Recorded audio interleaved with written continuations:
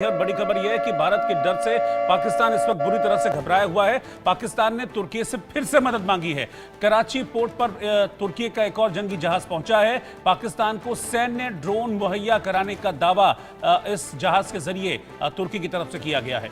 भारत पाकिस्तान के बीच आप समझिए कि इस वक्त जो तनाव है चरम पर है। इस बीच तुर्की का युद्धपोत पाकिस्तान के कराची बंदरगाह पहुंचा है, जिसे दोनों देशों के बीच एक और सैन्य संबंधों के जुड़ाव के तौर पर देखा जा रहा है। इससे पहले आपको याद होगा कि कुछ दिन पहले इस तरह की खबर भी आई थी कि 6 प्लेन्स के जरिए तुर्की ने एक बड़ी सैन्य मदद पाकिस्तान को भेजी है। हालांकि उस दौरान तुर्की ने इस बात को डिनाई कर दिया था, कहा गया था कि नहीं, हमने कुछ नहीं भेजा है और इस तरह की जो बातें हैं पब्लिक डोमेन में चल रही हैं ये गलत है। लेकिन एक और खबर इस वक्त आ रही है कि एक बार फिर से पाकिस्तान ने तुर्की से मदद मांगी और एहसान फरामोश तुर्की ने फिर से अपना जंगी जहाज इस वक्त पाकिस्तान के कराची पोर्ट पर भेजा है और दावा यह है कि इस जहाज के जरिए कुछ सैन्य ड्रोन पाकिस्तान को मुहैया कराए गए हैं तुर्की की तरफ से। तुर्की पहले ही इस बात को क्लियरली स्पष्ट कर चुका है कि वो जंग के हालातों में और हर सिचुएशन में पाकिस्तान के साथ है, लेकिन पहले भारत के डर की वजह से वो इस बात को स्वीकार नहीं कर रहा था कि हमने कोई भी सैन्य मदद नहीं भेजी, हमने किसी भी तरह का एम्यूनिशन नहीं भेजा है। लेकिन एक बार फिर से ये तस्वीर सामने आ रही है जिसके जरिए ये स्पष्ट है कि तुर्की पाकिस्तान को सैन्य मदद दे रहा है और अब कुछ और ड्रोन्स भी, सैन्य ड्रोन्स भी तुर्की की तरफ से पाकिस्तान को भेजे गए।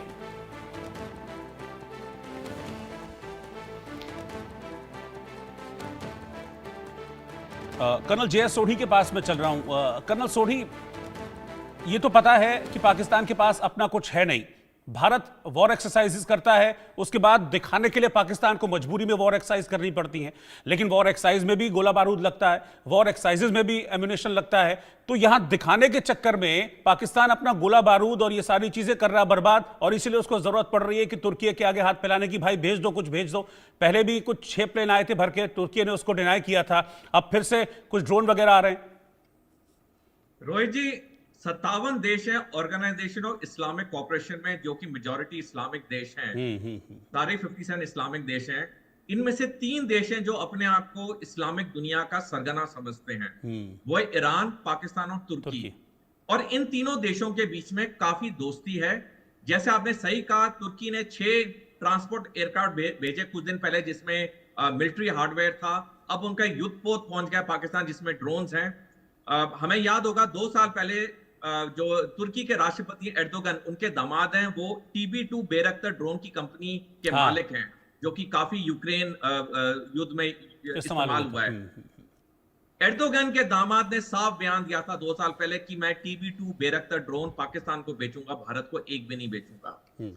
अब जहां तक ईरान की बात है, हालांकि पिछले साल थोड़ी झड़प हुई दोनों देशों के बीच में, पाकिस्तान ईरान में, लेकिन उसके बाद चीन ने बीच में हस्तक्षेप किया और ईरान और पाकिस्तान की दोस्ती फिर अच्छी हो गई है। और आज या कल ईरान के विदेश मंत्री पाकिस्तान के दौरे पे आ रहे हैं, इस वक्त जब भारत पाकिस्तान की टेंशन सबसे ज्यादा है। तो ये साफ दिखाता है, जहां तक ये 3 इस्लामिक देश हैं, ईरान, तुर्की और पाकिस्तान, ये तीनों इकट्ठे हैं। जहां तक बात है कि पाकिस्तान एक्सरसाइजेस कर रहा है, उनके पास गोलाबारी खत्म हो जाएगी, देखिए पाकिस्तान को चीन ने अश्योर किया हुआ है कि जितनी तुम्हें मिलिट्री हार्डवेयर चाहिए वो चीन देगा बिना किसी शर्त के। और ये भी मैं बता दूं रोहित जी, पिछली 4 जंगें जो हुई हैं भारत पाकिस्तान, ये हमेशा पाकिस्तान ने पहला वार किया है, भारत को जवाब देना पड़ा है। इस बार पाकिस्तान पहला वार नहीं करेगा, क्योंकि चीन पाकिस्तान को भारत पे वार नहीं करने देगा पहला, क्योंकि चीन का पहला लक्ष्य है ताइवान लेना। उसके बाद चीन पाकिस्तान के साथ मिलकर भारत पे 2035 पे 2 फ्रंट वॉर करेगा। जहां तक भारत की पहले वार करने की पाकिस्तान की, जैसे मैंने शुरू में कहा, भारत में सिर्फ 4 रक्षा विशेषज्ञ 22 अप्रैल से कह रहे हैं, जिसमें मैं एक हूं, कि भारत पहला स्ट्राइक नहीं करेगा पाकिस्तान पे। भारत सर्जिकल स्ट्राइक करेगा, लेकिन वो पाकिस्तान ऑक्युपाइड जम्मू कश्मीर में होगा, या मदरसों पे होगा, या आतंकवादियों के ट्रेनिंग कैंप पे होगा, जैसे उरी का किया, उरी सर्जिकल स्ट्राइक की थी, या बालाकोट सर्जिकल स्ट्राइक की। हम मेन पाकिस्तान में किसी भी पाकिस्तान के सैनिक इंस्टॉलेशन पे हमला नहीं करेंगे, क्योंकि उसका मुख्य कारण है कि वो अगर हम करेंगे, वो पाकिस्तान एक्ट ऑफ वॉर लेगा और चीन पूरी पाकिस्तान के साथ मदद करेगा सैनिक तौर पे।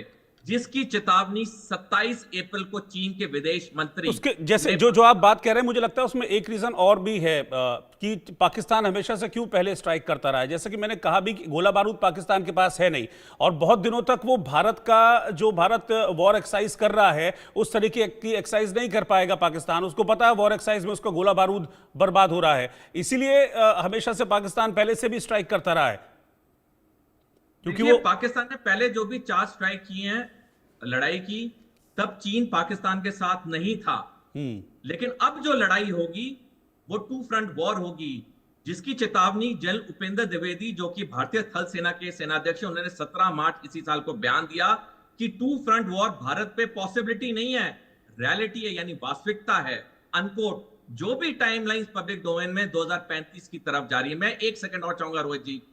7 अगस्त 2023 को जनरल एमएम नरावने, जो कि भारतीय सेना के 28वें सेनाध्यक्ष हैं, उन्होंने द प्रिंट में लेख लिखा, जिसमें उन्होंने साफ शब्दों में लिखा है 2 फ्रंट वॉर भारत के लिए दिक्कत होगी। हमारे पास 1 दशक का समय है 2035 तक, या तो हम पाकिस्तान को कुचल दें सैनिक तौर पे, या हम अपनी 2 फ्रंट वॉर की पूरी तैयारी करें। ठीक है, मैं निपुण आलम जी बयान जी के पास भी चल रहा हूं इस पर एक रिएक्शन लेने के लिए। निपुण जी देखिए, अगर 2 फ्रंट वॉर की बात जैसे कि अभी कर्नल सोढ़ी कह रहे हैं, तो 2 फ्रंट वॉर में अगर भारत जाएगा तो पूरी तैयारी के साथ जाएगा, ये बात तय है, आधी अधूरी तैयारी के साथ नहीं जाएगा। इसके 2 एग्जांपल्स हैं। 1971 में भी 7 महीने लिए थे पूरी तैयारी करने के लिए, और 7 महीने के बाद फिर भारत ने चढ़ाई की थी। 7 महीने के बाद फिर भारत उस वॉर के उसमें आया था। 1999 में करगिल हुआ था, उस दौरान भी 9 महीने की तैयारी के बाद फिर भारत उस वॉर में इंडल्ज हुआ था। तो अगर 2 फ्रंट वॉर होती है तो भारत फिर पूरी तैयारी के साथ जाएगा। ये 2 एग्जांपल हैं जो लेटेस्ट हमने देखे हैं। नहीं, बिल्कुल, देखिए रोहित जी, आपने बिल्कुल सही कहा। और देखिए, एक बात मैं आपको कहूंगा, सोडी सर बोल रहे थे कि 1971 में अमेरिका, चीन दोनों पाकिस्तान के साथ थे, और ये ट्रायंगल बना हुआ था इनका पाकिस्तान का। और अमेरिका और चीन दोनों के दोनों साथ होने के बाद भी भारत को रोक नहीं पाए थे। यहां तक कि आप चीन की बात छोड़ी, सऊदी तक आपका साथ खड़ा था पाकिस्तान के। सऊदी तक कह रहा था कि मेरे पास जो भी है मैं पूरा पाकिस्तान को दूंगा, तब भी हमने पाकिस्तान के 2 टुकड़े करा दिए थे। लेकिन जो लड़ाई होती है, फाइट होती है, बिल्कुल आपका प्लानिंग से होती है। मुझे याद है कि 71 में जो आपने कहा, मानेक शाह को बोला गया था इंदिरा गांधी जी के द्वारा मार्च 71 में कि भाई आप अटैक की तैयारी करो, लेकिन मानेक शाह जी ने कहा कि नहीं, we are not ready for that time, because बारिश होने शुरू होने वाली है, बांग्लादेश के अंदर जो स्थिति हमारी होगी, हमारी फोर्स भी फंस जाएंगे। आप हमें बारिश के बाद का, यानी कि आफ्टर द मानसून आप हमें मौका दीजिएगा, तब हम लोग अटैक करेंगे, और हम पाकिस्तान को वो याद दिलाएंगे जो आज तक सेकंड वर्ल्ड वॉर के बाद आज तक किसी सेना ने इतना बड़ा समर्पण किया है, तो वो पाकिस्तान की सेना। ये तो मेडल उनको मिला है कि दुनिया में सेकंड वर्ल्ड वॉर के बाद सबसे बड़ा समर्पण उनका था। तो मैं मानता हूं कि भारत एक पीस माइंडेड कंट्री है, और जो पीस माइंडेड कंट्री होता है वो पूरी प्लानिंग अच्छे से करता है। वो फालतू जिस प्रकार के बयान पाकिस्तान की ओर से आ रहे हैं, आपने देखा एक भी बयान वहां पे रक्षा मंत्री के पास एक बार इंटरव्यू दे दिया, बाकी सारे बयान उल्टे सीधे मंत्री आपके दे रहे हैं। एक बयान ढंग का उनके पीएम का या उनके डिफेंस मिनिस्टर का या विदेश मंत्री का नहीं है। भारत की ओर से एक भी बयान उल्टा सीधा नहीं है। हमने सिर्फ इतना कहा है, मीटिंग की, मीटिंग करने के बाद मिलिट्री को पूरी छूट दे दी, फ्रीडम दे दी, बात खत्म।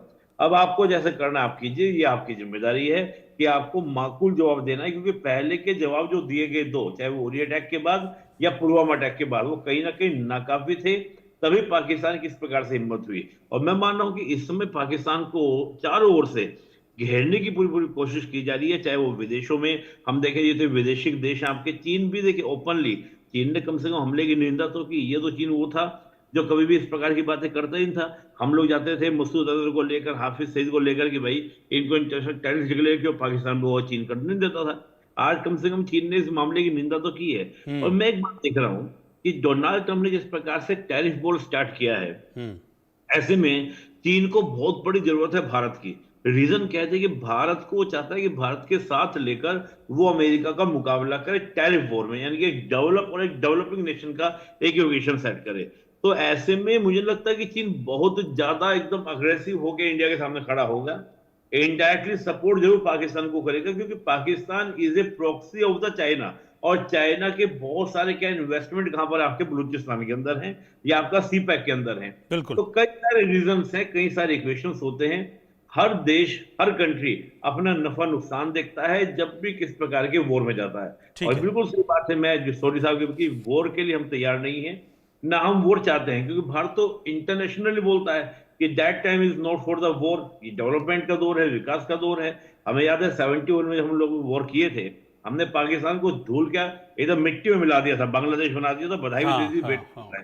लेकिन 90 तक रोहित जी हम एक भी डेवलपमेंट प्रोजेक्ट स्टार्ट नहीं कर पाए थे, क्योंकि हमारा बहुत सारा पैसा क्या था उस वॉर में खर्च हो गया था। तो भारत इस बात को जानता है, और पाकिस्तान तो खुद टूटने के लिए बैठा है। हमने 71 में बधाई दी थी, बेटा हुआ है, अभी 2 बेटे और होने को तैयार हैं, उनको हम बधाई जल्दी दे सकते हैं। तो बहुत सारे डिप्लोमेटिक एंगल्स हैं जिनका प्रयोग करके भारत काम कर सकता है। बलूचिस्तान है, ठीक खैबर है। पख्तूनख्वा, उसकी